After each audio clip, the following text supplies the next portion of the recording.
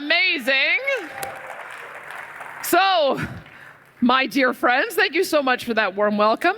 I can't tell you how happy and energized I feel when I am with you. Let me tell you, battling leftists and the mainstream media and other anti-Alberta forces on a daily basis can be exhausting for me and for our entire caucus. And so to be here with you, to see your smiling faces and to hear your warm words of support and encouragement is just the fuel that I need and that all of our MLAs need to get back out there and keep on your prayers. We could not win this battle for Alberta without you. And winning the battle, my friends, is exactly what we're doing. Just think of how far we've come in only a few years. When I was chosen by you to be leader of this party and then afterwards elected premier by Albertans, our province was in the midst of a tumultuous political storm that threatened Alberta's very economic and social fabric. At that time, the federal NDP Liberal coalition government in Ottawa, led by then Prime Minister Justin Trudeau, and his friend, NDP leader Jagmeet Singh, they were doing everything they possibly could to choke off and ultimately destroy our province's energy and agricultural sectors. Think about that. Literally the first and second largest parts of our economy were under attack by our very own federal government. They were attempting to take control of multiple areas of provincial jurisdiction: energy, health, education, childcare, you name it. They wanted control over all of it. They even went so far as to impose their net zero power regulations on us that threatened the very integrity of the electricity grid that Albertans rely on to keep our families safe and warm on cold Alberta nights. They placed a production cap on our most valuable strategic asset, the Alberta oil sands, and along with it, an effective moratorium on the pipelines and oil tankers needed to take that oil to markets around the world. It seemed as though the entire world was against us. This agreement means the immediate suspension of the federal net zero power regulations in Alberta, which will stabilize our power grid. Yep. Throw open the doors for massive investments into AI data centers. And this agreement includes a clear path to the construction of a 1 million barrel per day bitumen pipeline to Asian markets so that our province and our country are no longer dependent on just one customer to buy our most valuable resource.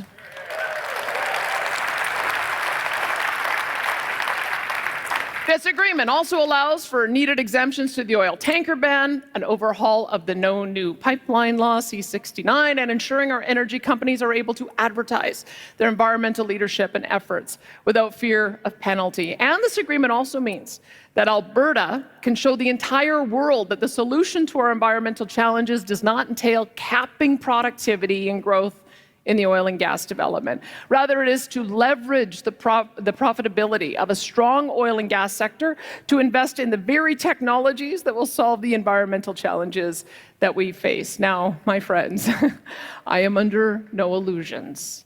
This agreement is just the first step in this journey.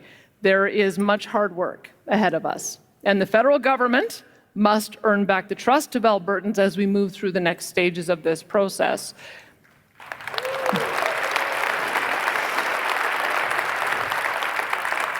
After all, the people of Alberta have, of course, had the rug pulled out from under them too many times to count over the past 10 years. So I will take the advice of a great US President, Ronald Reagan, who said when dealing with a former adversary, trust but verify.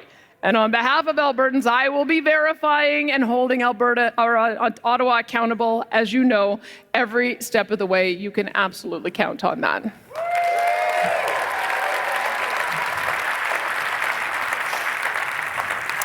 But a new relationship and a new beginning needs a starting point, and this agreement, I hope, is that starting point. So I invite each of you today to join me on this journey.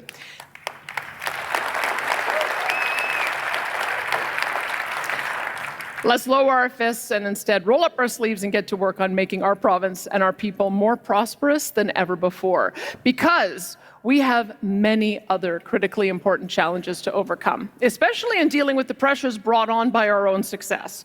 This is not the NDP's Alberta, where people and businesses were fleeing the reckless policies of the socialists that ran roughshod over our province for 4 destructive years. The fact is, from the election of the UCP in 2019 until now, Alberta, despite all of the roadblocks thrown in our way by Ottawa, has still managed to become once again the fastest growing province in Canada, and by a long shot. That includes public and Catholic and charter and independent and homeschooling, because unlike the NDP and their allies, we in the UCP know and believe that parental choice in education is of paramount importance, and that is not going to change so long as the UCP is in government.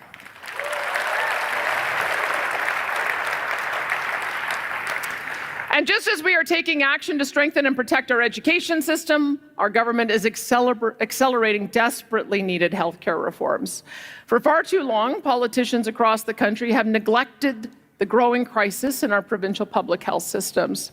Canada's healthcare systems, quite frankly, are broken. They are administered by bloated and bureaucratic monstrosities that are often concerned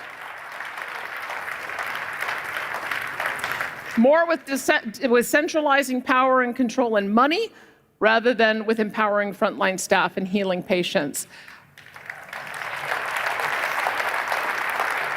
Our country has one of the most ineffective health systems in the industrial world. It is a national embarrassment with tragic and life-shortening consequences. We have well-trained and compassionate doctors, nurses, and other frontline staff, but we are having a terrible time keeping them in Canada due to subpar working conditions, rationed operating room time, and better opportunities in other nations. And no matter how much money this country and its provinces spend, the results have not materially improved. In fact, it has been deteriorating in every single province, whether governed by Liberals or New Democrats or Conservatives. And this is why our UCP government decided 3 years ago that we would not stand by any longer and throw billions more tax dollars into the black hole of AHS bureaucracy.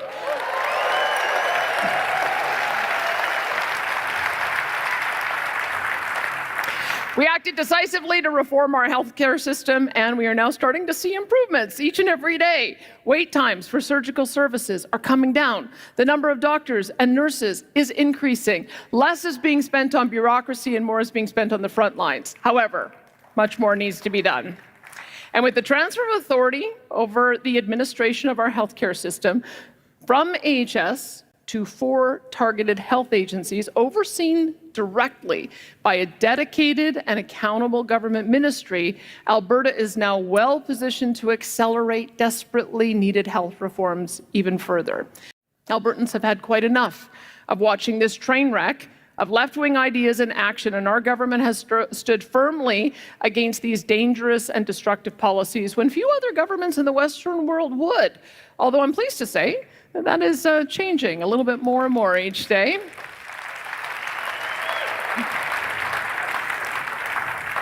And despite the continued hysterics of the NDP and their woke activists, Alberta will continue to march boldly forward with policies that promote freedom, save lives, and make our communities safe. This government will fund, not defund, the police. We will seek justice for victims, not excuses for the guilty.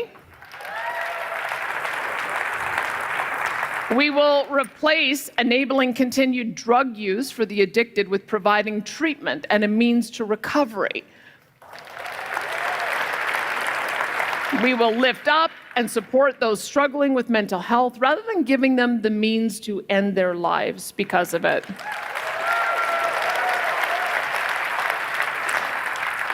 And while governments around the world seek to institutionalize the censorship of free speech, our government will forge an accelerated path in the opposite direction. That's why last week our government, inspired by the attack on Dr. Jordan Peterson as well as so many other doctors and lawyers and nurses and teachers and others, introduced legislation containing comprehensive free speech protection so that no professional will lose their license to practice due to their political beliefs or for not kowtowing to DEI and other destructive mandates. And predictably, some on the left and in the NDP think that's too American or too aggressive or too whatever. But I disagree. Not only is strong and free our provincial motto, it is also part of our national anthem. And quite frankly, there is no better description for our province and our people. We are a strong and free people. It is that strength and freedom Alberta's First Peoples used to survive and flourish through impossibly harsh winters and landscapes. It is that strength and freedom that allowed the first settlers to turn wilderness into a vast and fertile agricultural marvel. It is that strength and freedom that forged an entrepreneurial drive so strong that it unlocked immeasurable oil wealth from the isolated sands of northern Alberta. It is that strength and freedom that inspired leaders from Lougheed to Klein and from Manning to Harper, who have fought to preserve our freedom and independence from Ottawa as a self-governing people. It is that strength and freedom that gave our young men and women the unthinkable amount of courage needed to sacrifice their very lives in the defense of our nation. And my friends, it is that strength and freedom that empowers and emboldens us today to protect our families, to lead this country, to find a path to prosperity for our children and grandchildren, no matter the barrier or the cost. Alberta was born strong and free. Alberta is still strong and free. And together, my friends, we will ensure that Alberta remains forever strong and free. Thank you.